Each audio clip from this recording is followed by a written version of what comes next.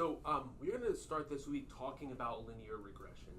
Now, my assumption is that you have seen linear regression before at least some point in your mathematical career. If you haven't, that's okay. I'm going to go over pretty much the things that we need to know to do linear regression. And we're going to have basically 3 weeks on regression. The first 2 weeks are going to be on linear regression, and then week 3 is going to be on nonlinear regression. So let's just sort of start in the simplest case. So the idea is that we have some like output variable. So the examples that I have in the lecture notes for this week are load cell data. So this is going to be, you have some sort of device and you put a load on it, and this device moves in some way. That movement is called deflection, and it is a function of the weight that you put on it. So the deflection here is called the response, and then the weight that you put on it is called the predictor, or the feature. And the idea is that we have a response, we have a predictor, and we want to come up with a function that models the relationship between the predictor, or the feature, and the output, or the response. So the letters typically used here are y is equal to the response,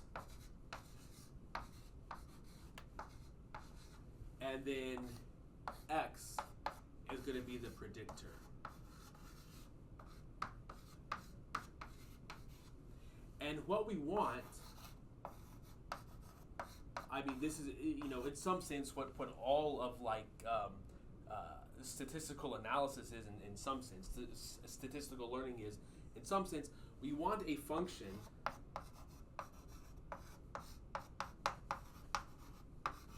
f such that y is equal to f of x. Now there's two things to keep in mind here. I mean, this is a big ask. To be able to find a function that does that. I mean, there's a lot of functions. There's an uncountable number of functions. How do we figure out a function that does this? Okay, so that's one issue. It's just finding a function that does this is hard. But the other issue, even if this relationship was as easy as a one variable relationship, this would be a hard question.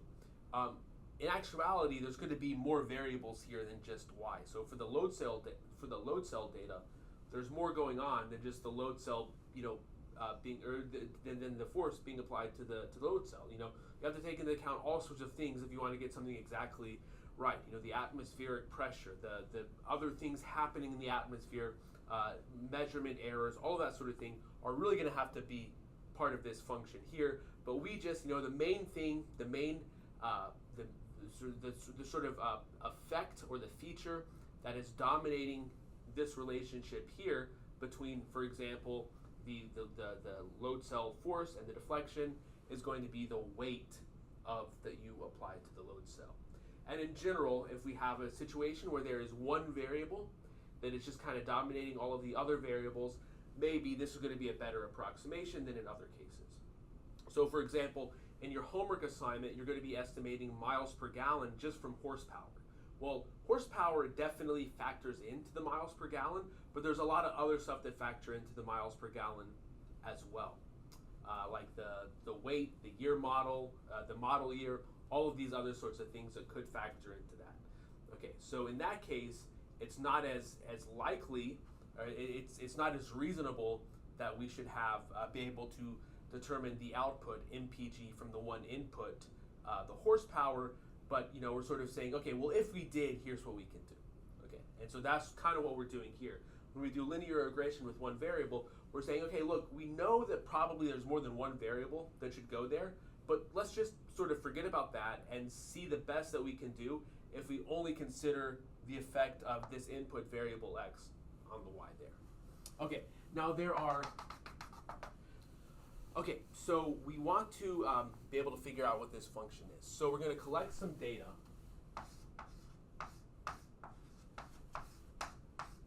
And really, the data collection and beginning analysis should happen before the model selection. So I'll explain what I mean by that in just a moment. So we're going to collect the data. We're going to have some data points, x1, y1, all the way up to x in, y in. Now, just to point out something here, I'm doing 1 indexed. In the notes, I do 0 indexed. I do 0 indexed in the notes because I'm applying it to Python problems or Python programming things right there, and Python is 0 indexed. So we have this collection of data of the predictor variables. For every predictor x1, we have a response y1. So in the load cell data is we're going to put on a load of a certain number of pounds and measure what the deflection is. That's going to give us one ordered pair here. Okay, and so what we want to do is we are going to plot this data. This is what we do in the notes. If we plot this data in Python or how R or whatever package, whatever programming thing you want to do, the data looks like there's a very solid linear relationship. Okay, that's what it looks like. That doesn't mean there is a linear relationship, but it looks like there's a linear relationship. And so what we're going to do is we're going to assume that f is a function whose graph is a line. In other words, we're going to assume that f of x is equal to a0x plus a1. Sorry, let me, so I'm going to keep it like this.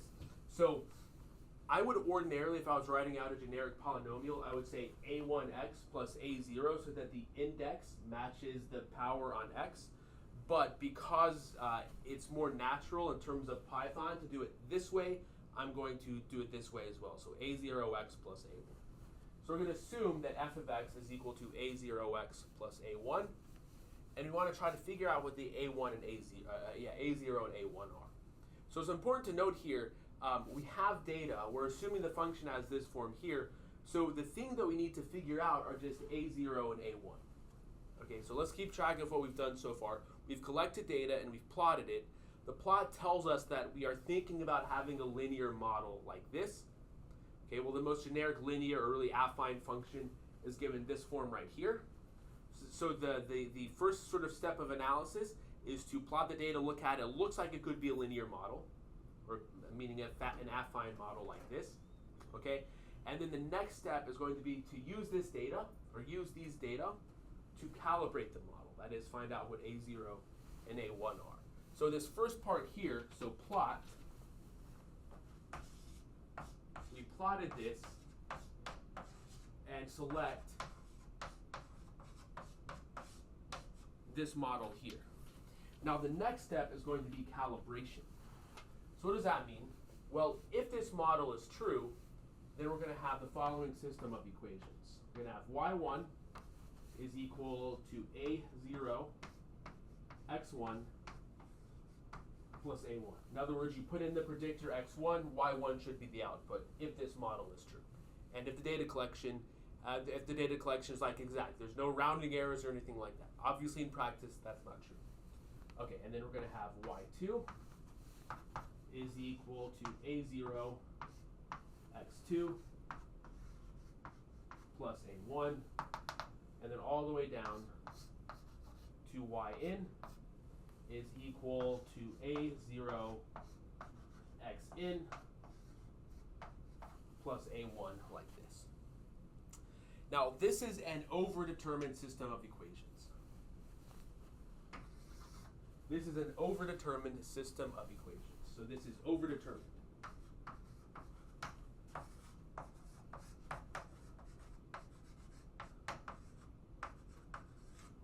Having trouble spelling. In other words, there's not going to be an exact solution. There's typically no reason to expect, and every reason to expect that there will not be a solution. In other words, if you just try to solve this, there's not going to be an a0 and a1 that works for all of these equations. Okay, so keep that in mind. One thing that I want to point out here that's going to be very important to how we proceed is that we can write this in matrix vector form. And unfortunately, I'm going to have to erase some of the stuff over here. So we can write this in matrix vector form in the following way. The left-hand side is going to be the y's, y1, y2, all the way down to yn. And now we have to be careful here because it's going to be maybe a little bit backwards than what you're expecting. We're going to have a matrix times an unknown vector. But that unknown vector are not the x's, Because we know what the x's are. We've collected the data and measured them. The thing that we do not know are the a's. So the a0 and a1, these are the unknowns. So we can write this as the following matrix. The first column is going to be x1, x2, all the way down to xn. And observe that for all of these a's over here, they're all really being multiplied by a 1 here. And so the second column of this matrix is going to be all 1s. And then times a0, a1. Okay, or if we want to write this very compactly, and we will be doing this, we have y, it represents this vector here, is equal to m times a. And now we want to solve this for a. Okay, so let me write that over here.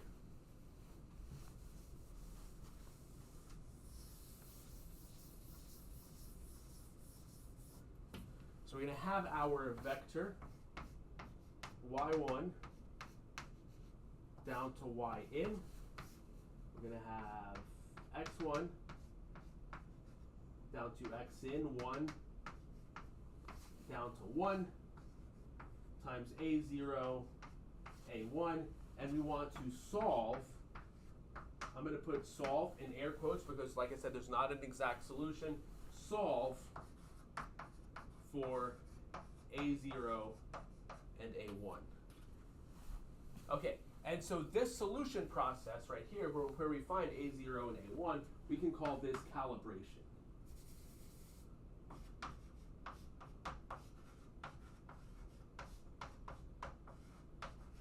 We can call this calibration. We're calibrating the model. We are refining the parameters a0 and a1. Now, how do we solve a problem like this if there isn't a solution? Okay, well, if you think back to linear algebra, if we have a problem like MA is equal to y, and what we're saying is there's no solution, what is the backup solution? What's the next best thing? Well, there's a number of ways to think about this, but the sort of most common way is the following, and I'm going to explain this in a couple of different ways. If we just look from a purely linear algebraic point of view, this equation has a solution if and only if y is in the column space of n. Because remember, a is a variable. We're going to pick the a that gives us a solution here, or something close to a solution. So whenever we do m times a, we're just taking linear combinations of the columns of m. That's the definition of matrix vector multiplication. We're doing linear combinations of the column of m. So that's one of the ways we can define matrix vector multiplication. But however you want to think about the fundamental definition, all of it is going to be, m times a is all going to be linear combinations of the columns of n. So there is a solution to this if and only if y is in the linear span of the columns of n. Okay, so then the question is, what happens if y is not in the linear span of the columns of n? Well, the next best thing that we can do is to, instead of solving this equation with a y, we're going to solve this equation with the projection of y onto the columns of n. So in other words, if I can write this as y1 plus y2, where y1 is in the column space of n,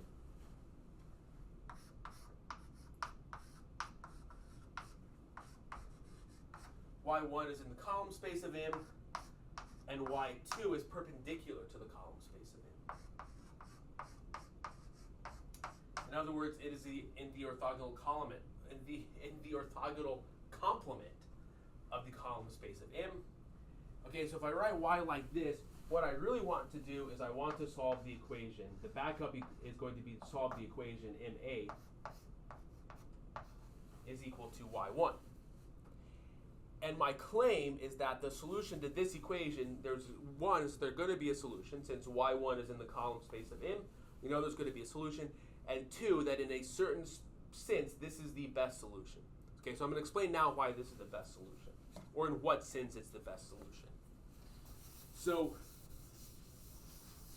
what we want to do is we want to find an A such that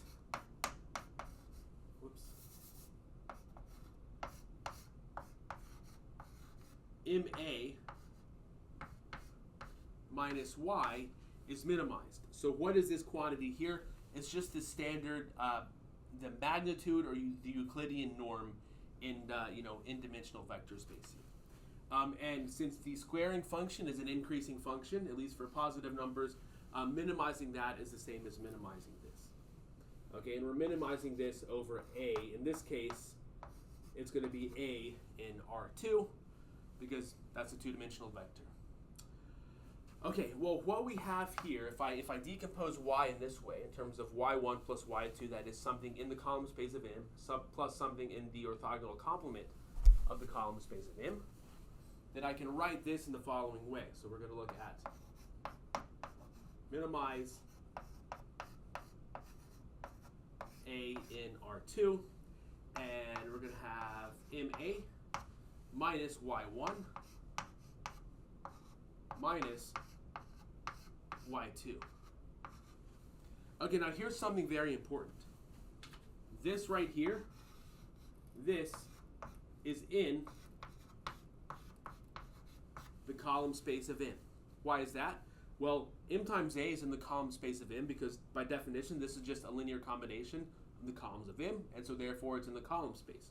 Y1 is the part of Y1 that's in the column space of M. And this is in the orthogonal complement of the column space of M. So now we can use the Pythagorean theorem. So what does the Pythagorean theorem say?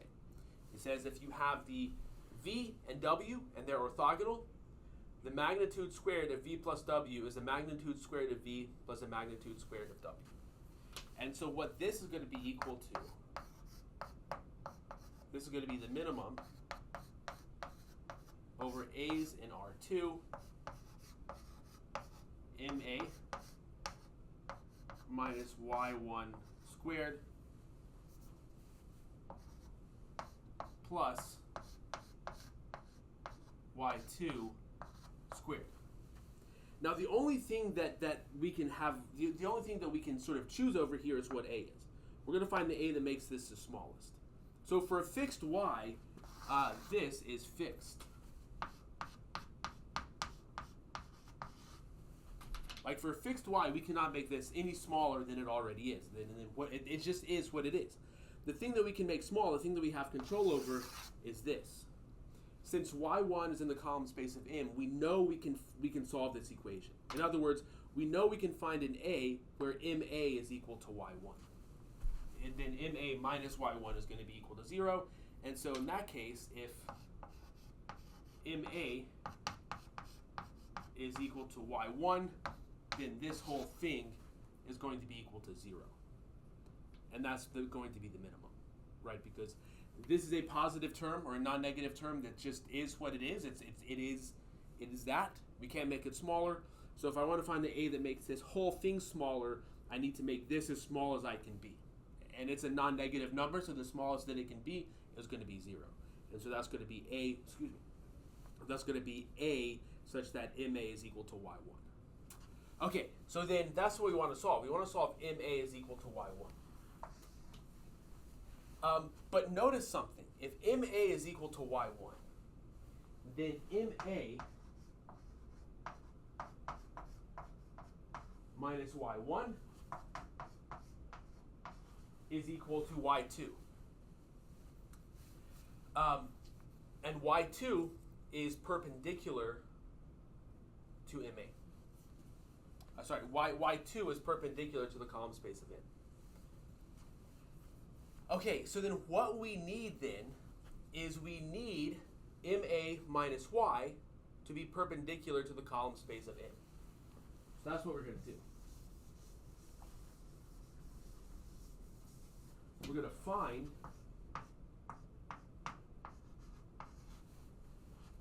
A such that MA minus Y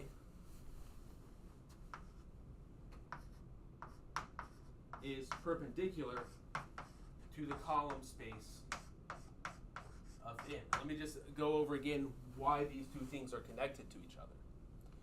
So again, y we write as y1 plus y2. So ma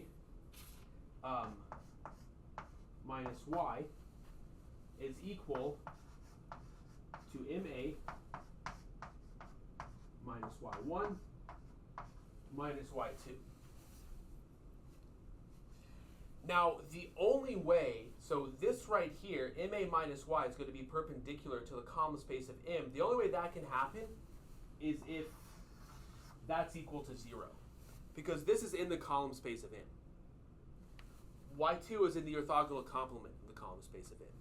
So if this whole thing overall is orthogonal to the column space of m, the portion of this vector that lies in the column space of m has to be equal to 0. Okay, and so because of this, ma minus y is perpendicular to the column space of m if and only if ma is equal to y1, where y1 is the projection of y onto the column space of m. Now, typically speaking, we don't want to have to compute the projection, because that's going to involve a number of things that we don't want to do, some sort of Gram-Schmidt orthogonalization process or something along those lines. So we don't want to do that. So instead, we're going to find a vector A so that ma minus y is orthogonal to the column space of m. Okay, so how can we do this?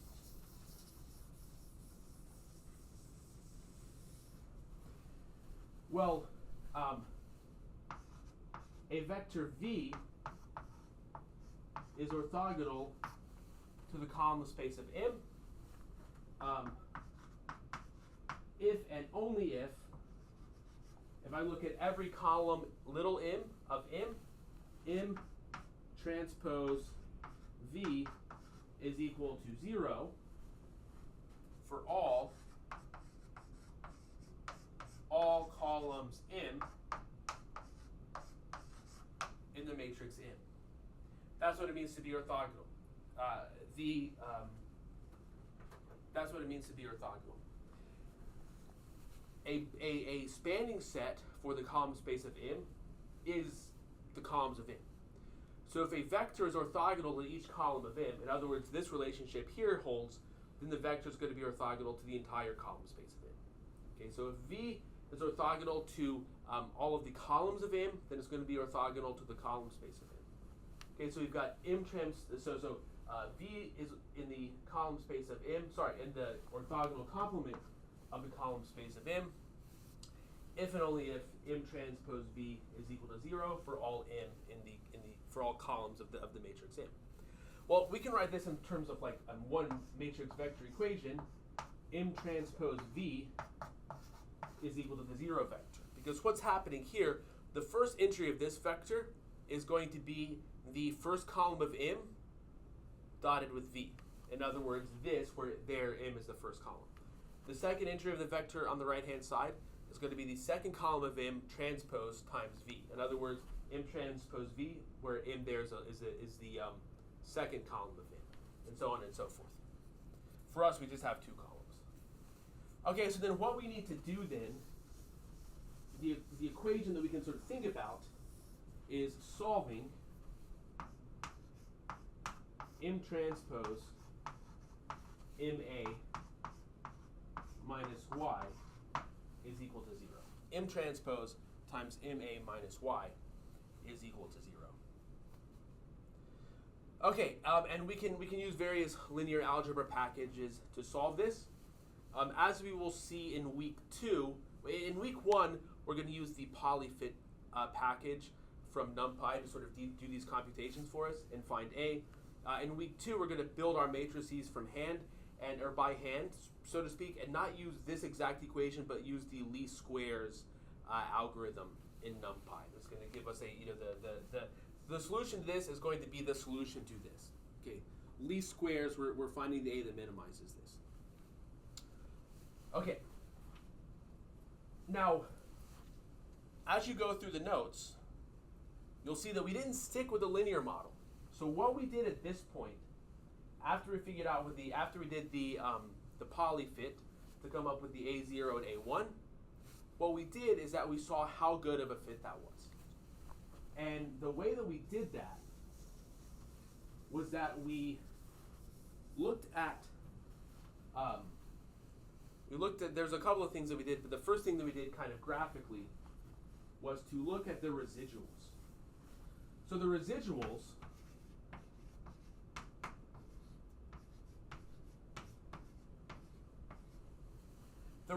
are the difference between the predicted value from the model and the observed value. So EK is equal to the observed value YK minus A0 XK minus A1. A1 times 1. That's what the kth residual is. Okay, and if we sum up the residuals, if we sum up the square of the residuals, that is k equals 1 to n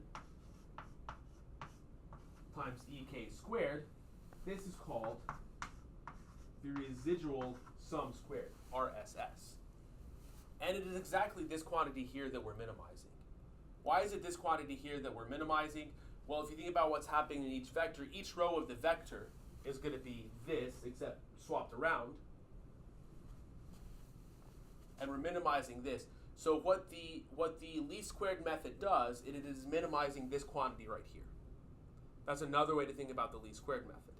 And if you look at the ISLP notes, there's sort of a calculus argument that it gives for the similar formulas that we got before. There's a calculus argument that it gives to do least squares, and it gives some formulas for the coefficients, like in terms of common statistical properties of like mean and variance and that sort of thing of the y's and the x's. You can look at that. That's not going to be something that we're going to talk about so much right now. At any rate, that's what the least squared method is doing.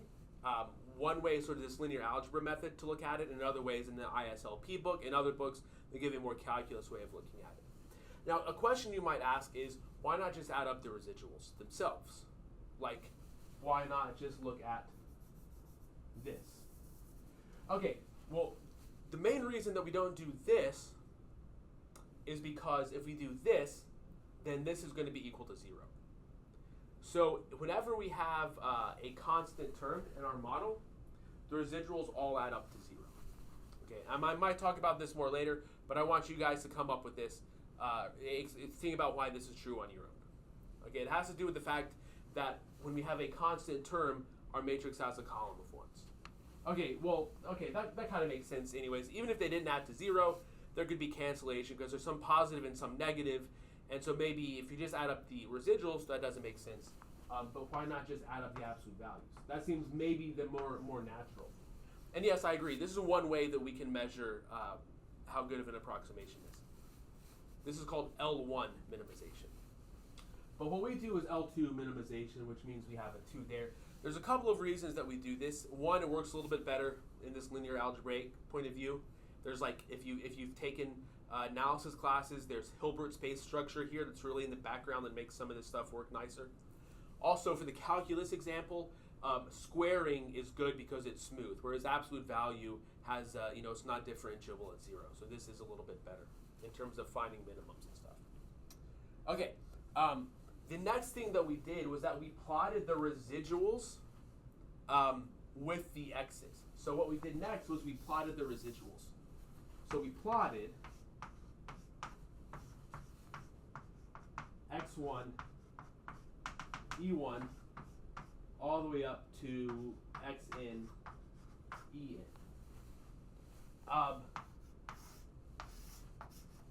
And the plot that we got, now I'm forgetting what the plot looked like, but the plot looked something like this. I'm just going to sort of draw a loop around what it was. It looked something like this. The plot looked quadratic. So what this means is that the error term had a quadratic feature to it.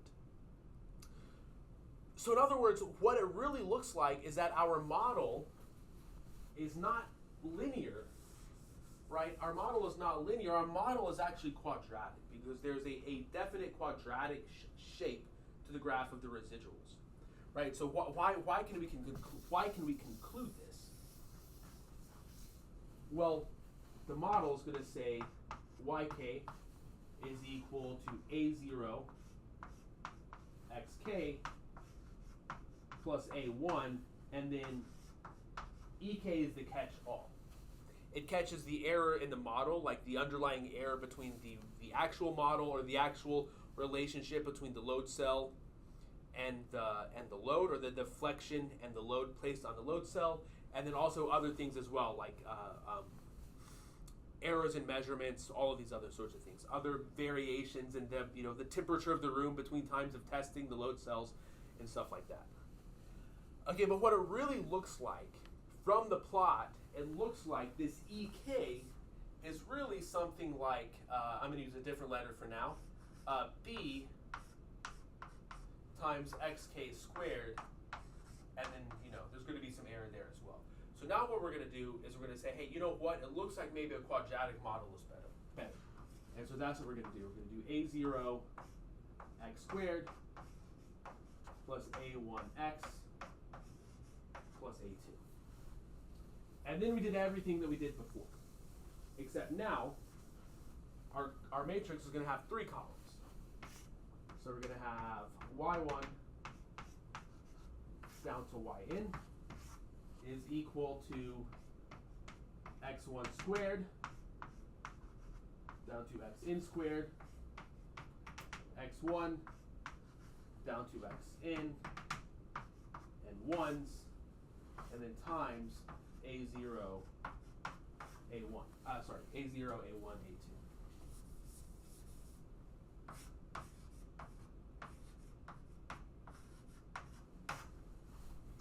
Okay, now it's important to keep in mind here, the x's are all known. Those are the data that we collected.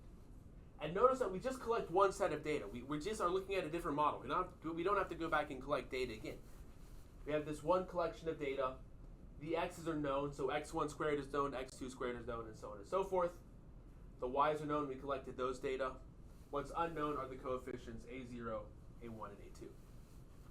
Okay, so now again, we're going to solve this problem. This week we're using polyfit. Next week we're going to use NumPy's least square. The other thing to point out is that even though the model is linear, this is still, even though the model is not linear, this is still called linear regression. It's called linear regression because the unknowns a0, a1, and a2, the model is unknown in those coefficients a0, a1, and a2. So we can write it as a linear equation like this. We're going to solve for a0, a1, and a2. Then we plotted the residuals, and we saw the residuals were basically scattered evenly about 0 with no real pattern. And so that tells us that in this case, the EK, the error in the model, the residual in the model, there's not a systematic error in the model. It means that we either have we either need to update our model or do better measurements. We're assuming we're doing the best measurements that we can. So since the residuals are scattered, sort of evenly about 0 with no real pattern, what that tells us then is that the EKs are just picking up. There's no systematic thing that they're picking up where we could do a better model, right? So then the quadratic model is going to be where we end. Okay, so that's also going to be where I end for for this lecture today.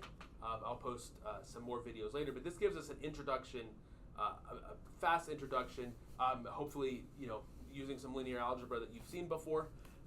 And now we're going to look at how we can apply that to other things and other more quantitative ways of measuring how well a model fits.